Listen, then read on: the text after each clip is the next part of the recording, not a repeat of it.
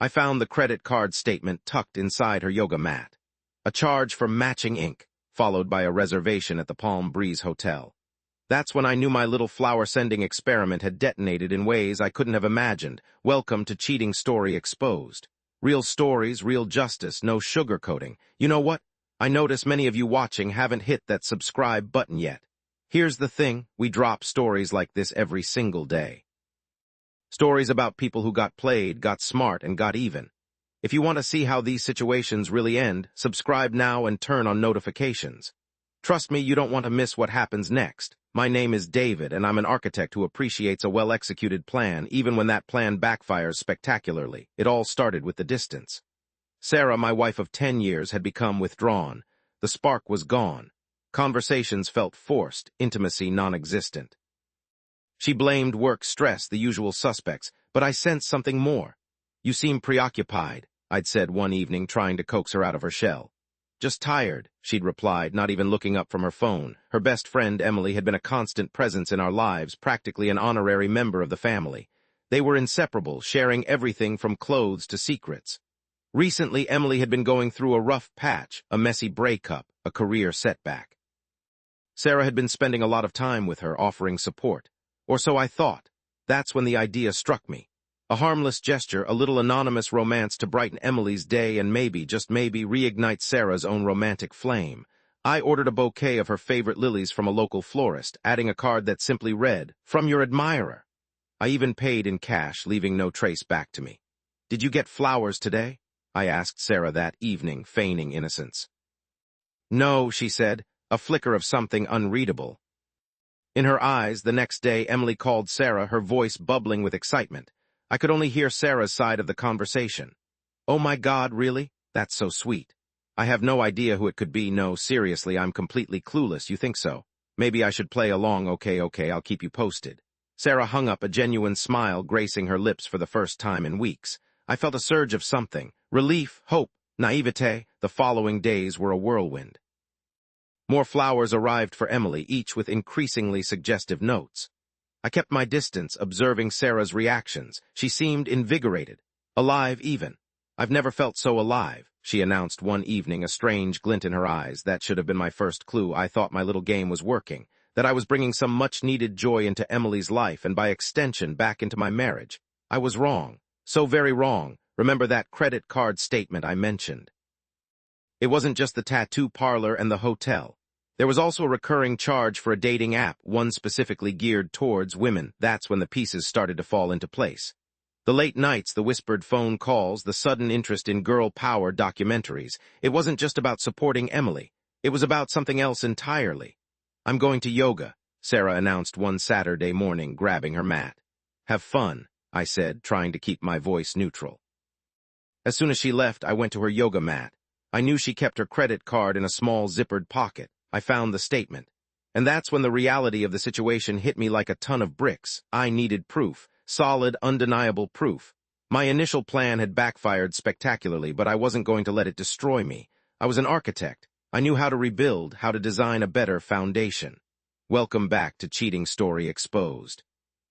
Don't forget to hit that subscribe button if you're enjoying this story. We're about to get to the good part. I know you want to see how this ends.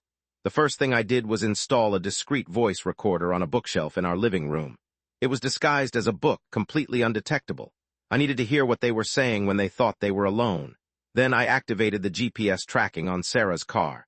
I know it sounds invasive, but desperate times call for strategic measures. I needed to know where she was going, who she was seeing. The data started trickling in slowly at first. Errands, gym visits, trips to Emily's apartment. Nothing overtly suspicious. But then one evening the GPS pinged a location I didn't recognize. The Palm Breeze Hotel. My blood ran cold. I pulled up the hotel's website, memorizing the layout, the security protocols. I needed to get inside to see for myself what was going on. The next day I called the hotel, pretending to be a prospective client looking to book a corporate retreat. I asked about their security measures, their surveillance systems. I even managed to get a virtual tour of the honeymoon suite, the one Sarah and Emily had booked. "We pride ourselves on our discretion," the hotel manager assured me. "Your privacy is our top priority." Ironic, I thought. That night I listened to the recordings from the voice recorder. There were hours of mundane conversations, but then a snippet caught my attention. Emily, did David suspect anything about the flowers? Sarah, no, he thinks he's being so clever. He actually seems happy that you're happy. Emily, men are so predictable. Sarah, I know, right? He's so oblivious. Oblivious, I'd show them oblivious. Welcome back. If you're just joining us, make sure you're subscribed so you don't miss out on the climax of this story. I promise it's worth it. I needed to create a scenario, a controlled environment where I could confront them without causing a scene. I couldn't just barge into the hotel room. Like some crazed husband, I needed to be strategic, calculated. I decided to throw a surprise birthday party for Emily, a small gathering at our house with close friends and family. I even invited some of Emily's old flames just to add a little spice. What do you think? I asked Sarah, showing her the invitation list. Looks great, she said, her eyes darting nervously. The day of the party arrived. I made sure to act the part of the doting husband, showering Sarah with affection, complimenting her dress. I even gave her a small gift, a diamond pendant that I knew she'd been wanting. You shouldn't have, she said, a hint of guilt in her voice. As the guests arrived, I mingled, making small talk, keeping a close eye on Sarah and Emily. They were inseparable, whispering in corners, exchanging knowing glances. I waited for the right moment, for the perfect opportunity to strike. David, can I talk to you for a minute? Emily asked, pulling me aside. Of course, I said, my heart pounding in my chest. We stepped into the study, away from the noise and the crowd. I wanted to thank you for throwing this party, she said, her voice sincere. It means a lot to me. You're welcome, I said, my eyes narrowing. There's something I wanted to ask you, Emily. What is it? She asked, her smile faltering. About the flowers, I said, watching her reaction closely. Her eyes widened and a faint blush crept up her neck. What about them? She stammered. I know you know who sent them, I said, my voice low and steady. And I know that Sarah knows too. She opened her mouth to speak, but I cut her off. Don't bother lying, I said. I have proof. I reached into my pocket and pulled out a small USB drive. This contains audio recordings of your conversations, GPS tracking data from Sarah's car, and even a copy of the hotel reservation at the Palm Breeze, I said, watching the color drain from her face. I don't know what you're talking about, she said, her voice trembling.